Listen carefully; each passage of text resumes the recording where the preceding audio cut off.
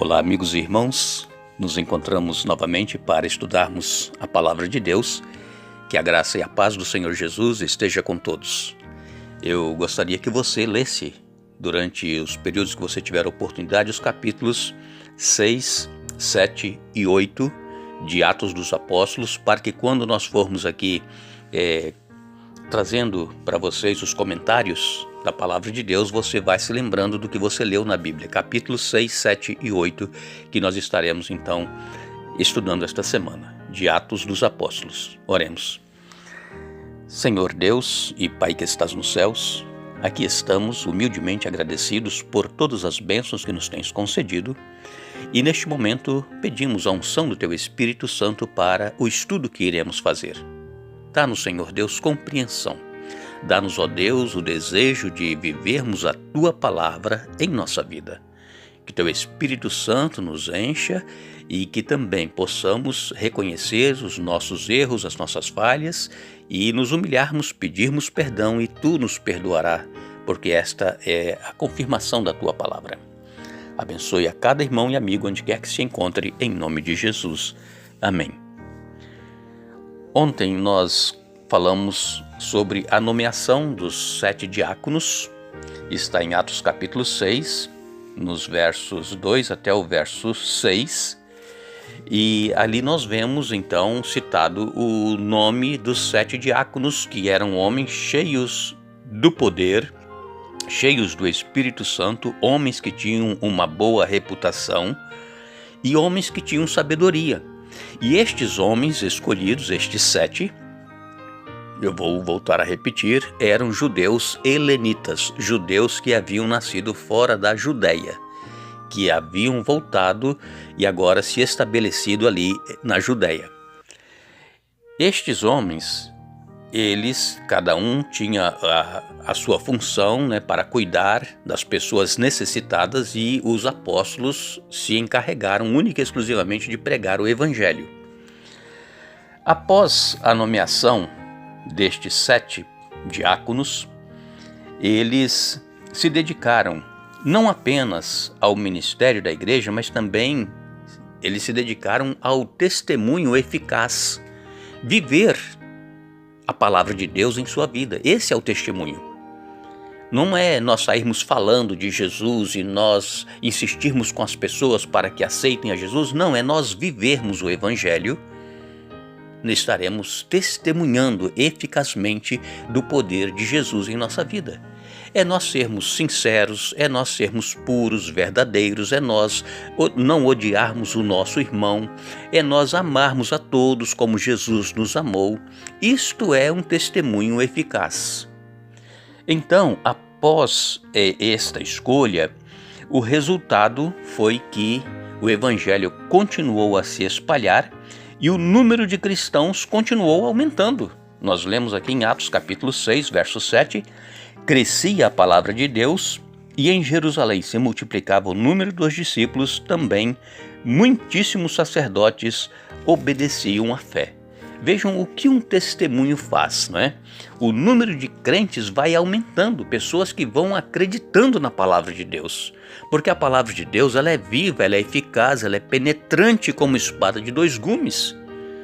E então o poder do testemunho faz com que outras pessoas venham para aceitar a Jesus. Este conhecimento ou este crescimento da igreja, ela trouxe oposição. Nós vimos no estudo passado que Pedro e João, quando estavam pregando a respeito de Jesus, eles foram presos e foram proibidos de falar o nome de Jesus, mas eles continuaram pregando e Pedro disse, importa antes obedecer a Deus do que aos homens. E esta oposição aos cristãos continuou acontecendo. E esta oposição, ela era exercida especificamente pelos sacerdotes, pelos líderes da igreja judaica, que não aceitavam a Jesus como Messias. Então estes sacerdotes, estes líderes, estes fariseus, eles perseguiam os cristãos. E Estevão, ele foi perseguido por quê? Porque ele começou a pregar que somente a fé em Jesus é que pode nos garantir a vida eterna, enquanto que os judeus hebreus, eles criam que a observância à lei de Moisés, aqueles rituais, o templo é que era o mais importante. Nós lemos aqui em Atos capítulo 6, dos versos 8 a 15, diz assim: Estevão, cheio de graça e poder, fazia prodígios e grandes sinais entre o povo. Levantaram-se, porém, alguns dos que eram da sinagoga chamada dos libertos, dos sirineus, dos alexandrinos e dos da Cilícia e Ásia, e discutiam com Estevão. E não podiam resistir à sabedoria e ao espírito pelo qual ele falava. Então subornaram homens que disseram: Temos ouvido este homem proferir blasfêmias contra Moisés e contra Deus. Sublevaram o povo, os anciãos e os escribas, e, investindo-o, arrebataram, levando-o ao sinédrio.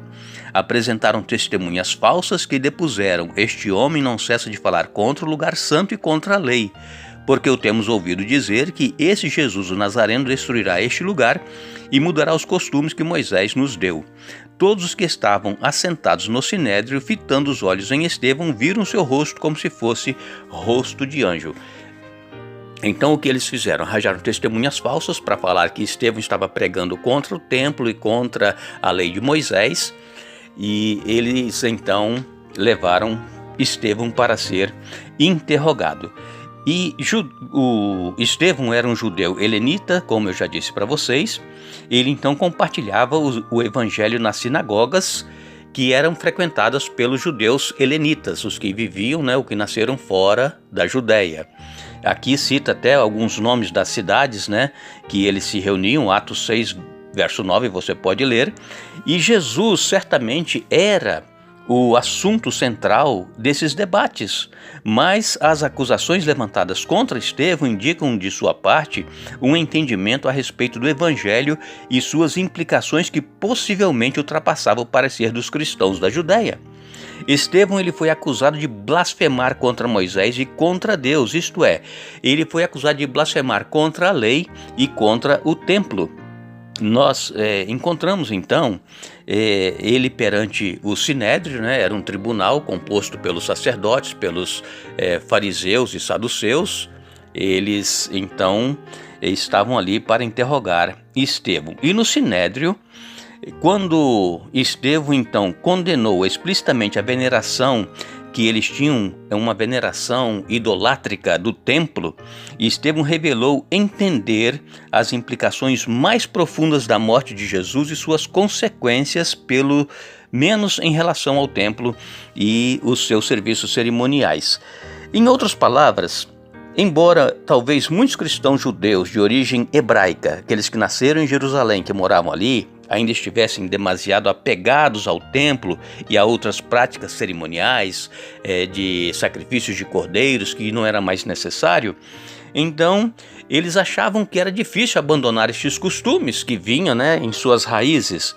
E Estevão, e talvez até alguns judeus helenitas cristãos, logo eles puderam entender que a morte de Jesus significava o fim de todo o sistema cerimonial do templo. É por isso que Estevão, quando pregava que a salvação era em Jesus e que o sacrifício de Jesus era suficiente para a salvação, os judeus hebreus achavam que ele estava falando contra a lei de Moisés e também contra o templo, que era orgulho do povo judeu. Bom, este foi então o ministério de Estevão, e que já começou a sofrer oposição da parte dos judeus hebreus. Mas amanhã nós voltaremos dando sequência a este estudo. Continue lendo a sua Bíblia, Atos 6, 7 e 8, para que você possa ir acompanhando o comentário que nós vamos fazendo aqui da Palavra de Deus. E amanhã então nós vamos voltar a falar um pouco mais de Estevão perante o Sinédrio. Que Deus nos abençoe, nos dê um bom dia, mas lembre-se: buscai, pois, em primeiro lugar o reino de Deus e a sua justiça, e as demais coisas vos serão acrescentadas.